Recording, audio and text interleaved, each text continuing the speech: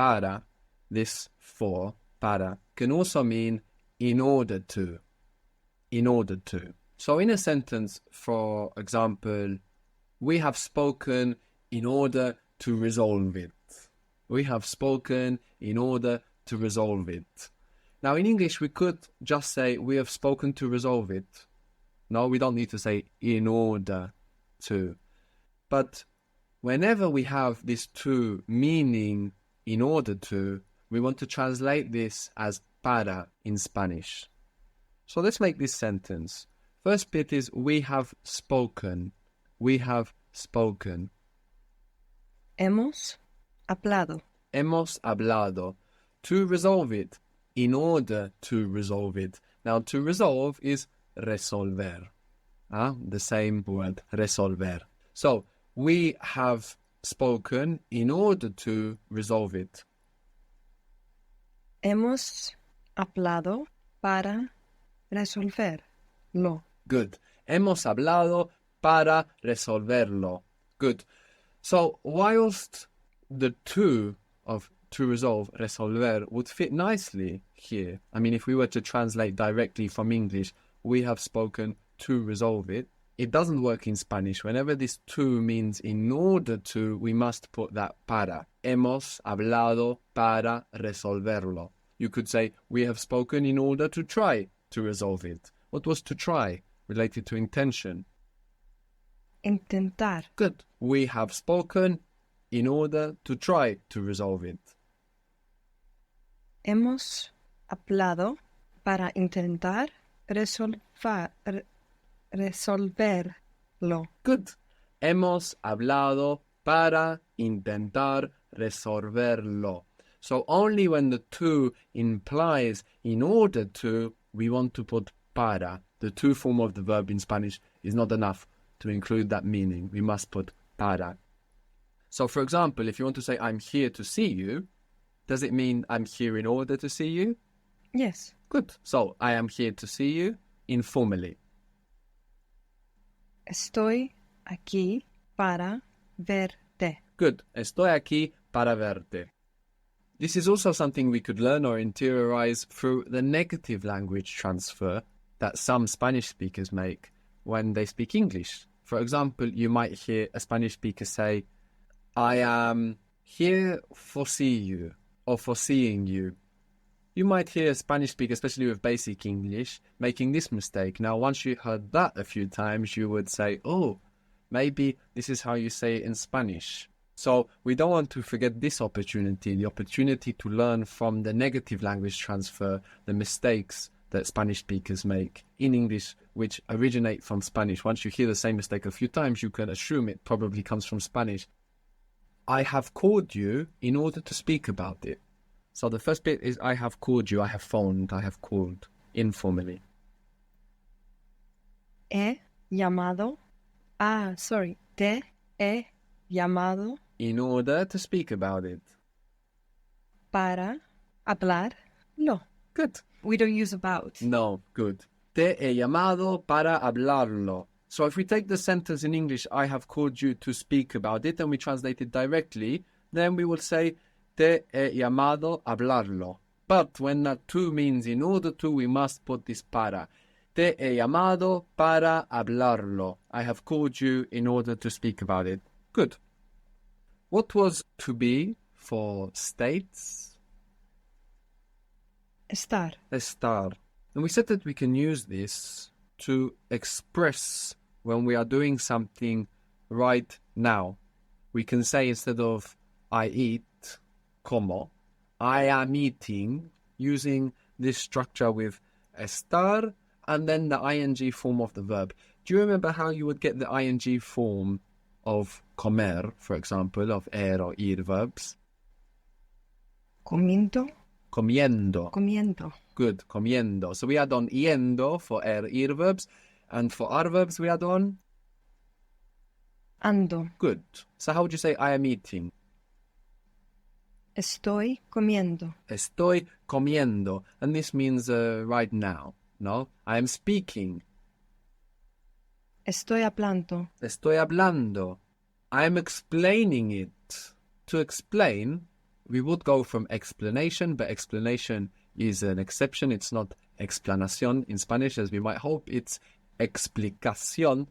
And we see we even have that k sound in explain, explicación. We have it in English as well, in inexplicable, for example. We say in English, inexplicable in Spanish. So we can see where that sound's coming from.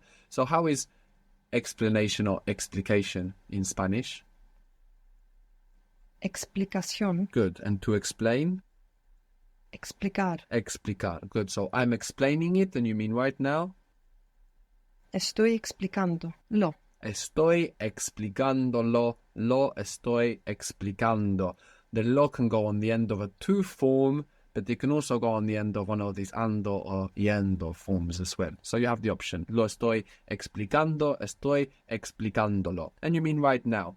Actually, in explicar, we get this plicar from plicare that we mentioned before, meaning to fold in Latin. So explicar, to explain, to unfold.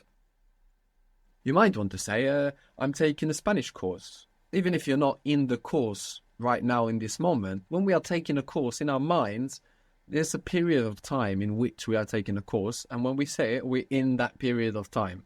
If I say I'm taking a Spanish course, maybe I'm in for 3 months and I'm in that period. Do you remember what to take was? We used it with to take a photo. Tomar. Tomar. Tomar. So tomar, to take. So I am taking. Estoy tomando. Good. Estoy tomando a course. I'm going to let you guess it. Una cosa. Close. It's not with A, it's with O. Un curso. Un curso with a U. Curso. Un curso. Good. Of Spanish. This is how you would say a Spanish course, a course of Spanish. Un curso de español. Very good. Estoy tomando un curso de español. Good. Now, what if we put this estoy in the past tense that we learned? The past tense that is aba or ia. I was taking a Spanish course. Estar, estaba. Good. Estaba tomando un curso de español. Good. Estaba tomando un curso de español. Which means we actually have 2 ways of saying I was taking. We can say estaba tomando, or we can just use tomar and use that line in the past. How would that sound? Tomaba. Yes. So both tomaba and estaba tomando mean I was taking. So you have that option. Estaba tomando un curso de español or tomaba un curso de español. What was to eat? Comer. Comer. How would you say I was eating? Comía. Comía. Or how else could you say it? Estaba comiendo. So you have this option, comía or estaba comiendo. Most of the time they're interchangeable. Sometimes one might fit slightly better than the other, and it's something you will pick up very naturally when you're practicing. So if in one situation people tend to use estaba comiendo rather than comía, you will pick it up.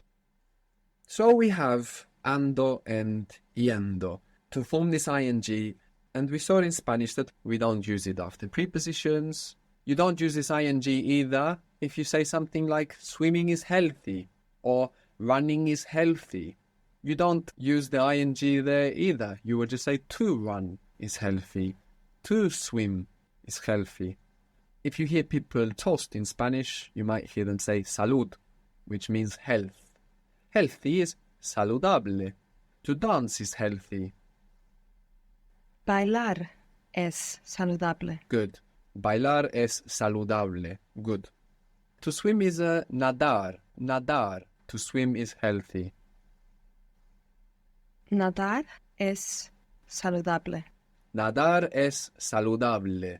So we're seeing that we don't use the ing in Spanish as much as we do in English.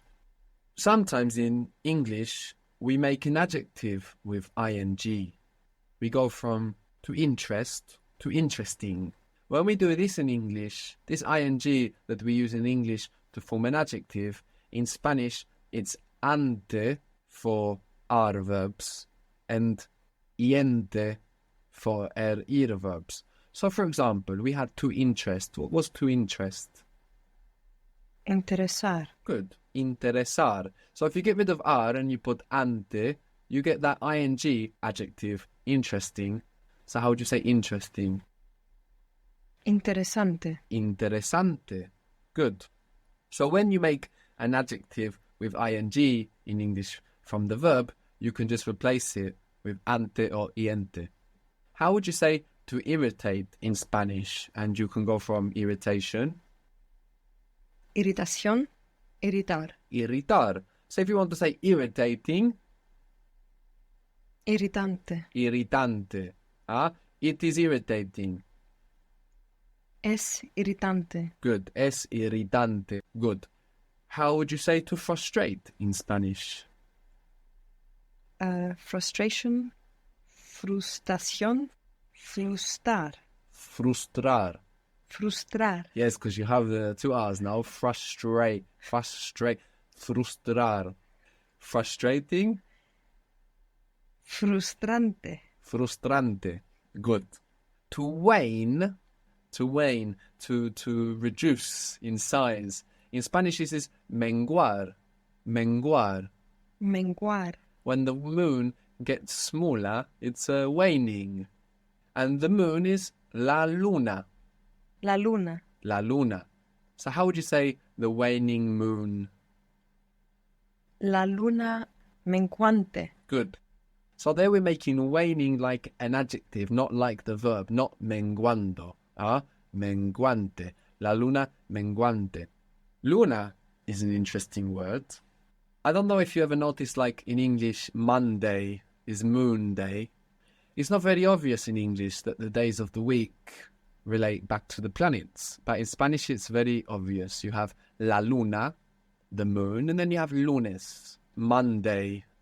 Tuesday is martes, and Mars is Marte, planeta Marte. Wednesday in Spanish is miércoles. What planet does that sound like?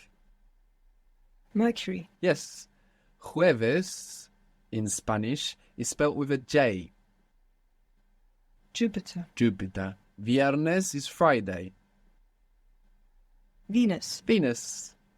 So you can see much clearer there how our days of the week are named after planets. To live was vivir. V-I-V-I-R.